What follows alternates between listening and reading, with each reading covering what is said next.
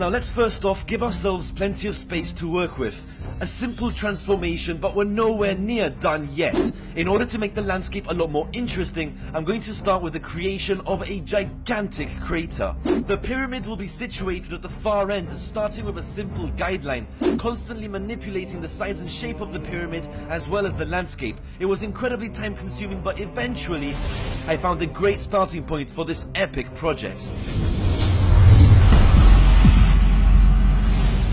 Now, right in the center of the crater, I've created a separate sandstone pillar. I've also made the pyramid even bigger, and the reason for this was simply to create a series of connecting bridges, which will in turn lead to the entrance of this colossal pyramid.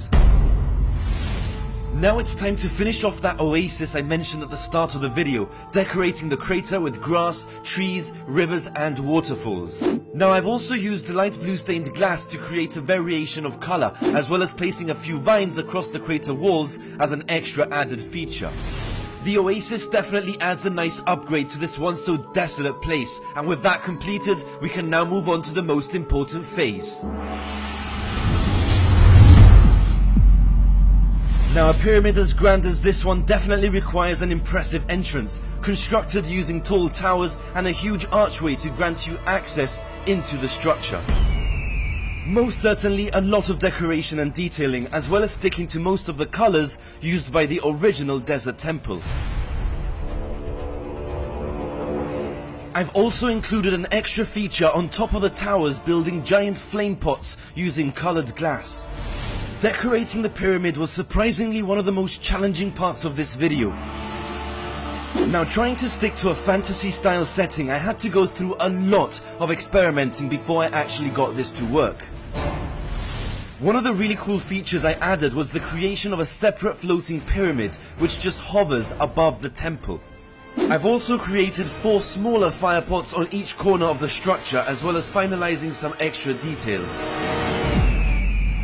From above, you guys can just see how much effort has gone into this already, with the pyramid almost looking like a giant terracotta block. The height of this pyramid actually stands at just under 150 blocks. The standard default temple just surpasses 10 blocks in height, making this monumental structure 15 times larger than its original predecessor. Right guys, now brace yourself, because this is where things go just absolutely insane. Now, I thought there was something missing, so I decided to transform the landscape even further. Yes, I got so carried away I actually built giant floating islands around the valley, each of them held down by solid black chains. All that's left to do now is upgrade the floating islands with grass, trees and ponds. We can also have a few waterfalls just cascading down into the crater below. Now, here's one idea we've incorporated in a previous video and can definitely be included into this project. What we're going to do is start by constructing 4 separate gemstone towers, well decorated and detailed, with one very important feature.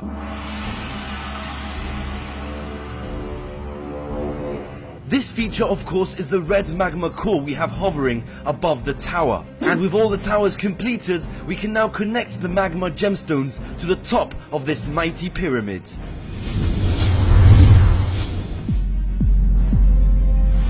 This is by far more than I could have ever thought possible. Hours and hours of work finally coming together. There's only one last thing left to do before we can finally finish off this project.